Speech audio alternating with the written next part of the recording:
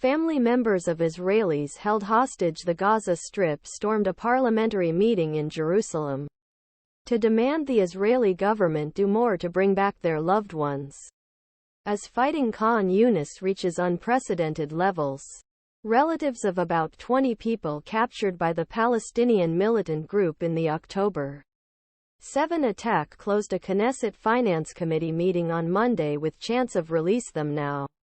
Now.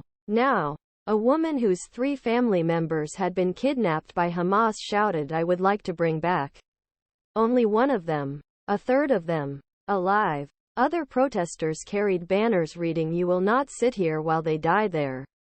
On Sunday, Israeli Prime Minister Benjamin Netanyahu rejected Hamas' new conditions to end the war and release hostages, including the Islamist group in control of Gaza, and for Israel to withdraw completely.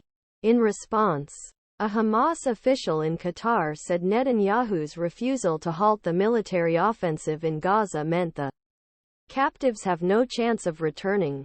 As part of a one-week ceasefire at the end of November, a total 110 Israelis and other citizens were released in exchange for 240 Palestinian women and children held in Israeli prisons.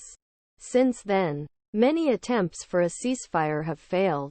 Ronen Zvulun Families, the remaining 130 hostages, appear to be leaning towards tougher measures in pursuit of another release deal, including further demonstrations outside Netanyahu's private home, worried that their relatives' situation will come second to Israel's goal destroying Hamas.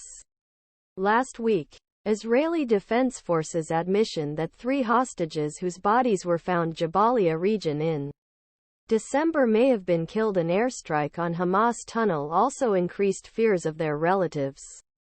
At least 27 hostages are believed to have in Gaza. These include 3 people who were shot dead by Israeli soldiers after escaping from captivity and approaching troops for help. Netanyahu's office said at a meeting with 15 families of the hostages following Monday's Knesset protest that, contrary to reports of growing consensus on a ceasefire agreement, there was no real offer from Hamas. On the other hand, we have an initiative that I will not detail.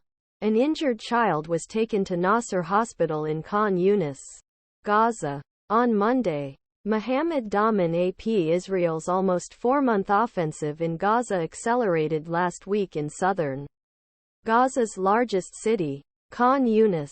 This attack is described by Israeli officials as the last large-scale ground offensive before a transition to lower intensity, more targeted attacks, operations to destroy Hamas, as requested by U.S. allies. Land maneuvers southwest of the city began in earnest overnight. Local authorities reported that approximately 50 people were killed and 100 people were injured in airstrikes. Ardment. It is thought that injured people under the rubble. Smoke rises during Israeli ground operations in Khan Younis on Monday. Ibrahim Abu Mustafa Israeli tanks reached gates of 2 Khan Younis.